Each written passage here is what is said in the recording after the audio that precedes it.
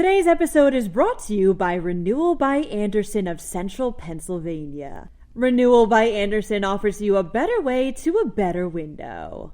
Go to RBACentralPADeals.com for this month's specials. Hey Today in PA listeners. At noon on Tuesday, November 15th, PennLive would like to invite you to join us for Peace and Justice in PA, where we'll honor people and groups fighting discrimination and racism across Pennsylvania. This event is brought to you thanks to sponsors The Giant Company, The Hershey Company, Emerge Education, and the World Affairs Council of Harrisburg, and will be streamed live on PennLive's Facebook page. For more information, click on the link in this podcast's related article. Public agencies now have new requirements for data breaches thanks to a freshly inked law. Meanwhile, Berks County saw 2 new records set for warm weather days. The state's pink envelope process for doe license applications is no more. Lastly, a list of America's winter wonderlands includes 2 places in Pennsylvania. I'm Claudia Dimuro, and you're listening to Today in PA.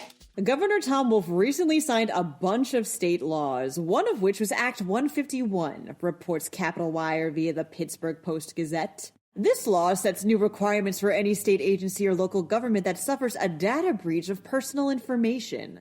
These requirements include notifying those affected within a week and for state agencies to inform the Attorney General. Local governments have to inform county district attorneys. Says the bill's sponsor, Senator Dan Laughlin, quote, Pennsylvania's recent experience with data breaches clearly shows the need for the state to act quickly to protect its citizens when a data breach occurs. That recent 3-day bout of warm weather set 2 new records in Berks County, reports the Reading Eagle.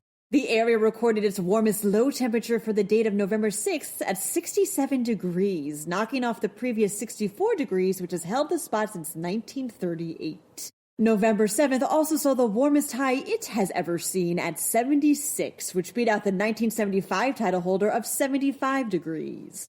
Reassures Berks weather historian Jeffrey R. Stout, quote, warm-ups to at least the mid-70s in early November are actually not too uncommon. The state's doe application process of pink envelopes sent through the mail is no more, states PennLive. While the system officially ended this past July and August, Governor Wolf recently signed a new, more modern process into law.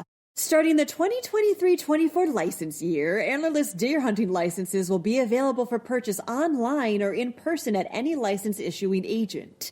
Supporters of the legislation praise it as something that fully modernizes hunting license sales, with sponsor Senator Dan Laughlin stating how it, quote, will make it far more convenient for hunters.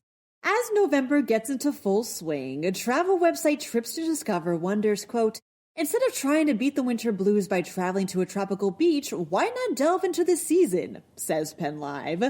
So, to lend a hand to anyone looking for a sweet winter vacation spot, the site compiled a list of some of the country's, quote, most magical winter wonderlands.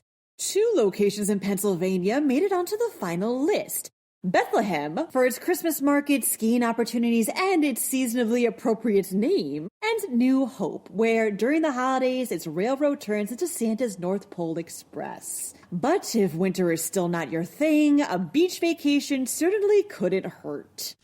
Happy Friday! Just so you know, I'll be out on Monday, so it'll be a nice and condensed Today in PA Light episode. Until Tuesday, I'm Claudia Dimuro, and thanks as always for listening to Today in PA.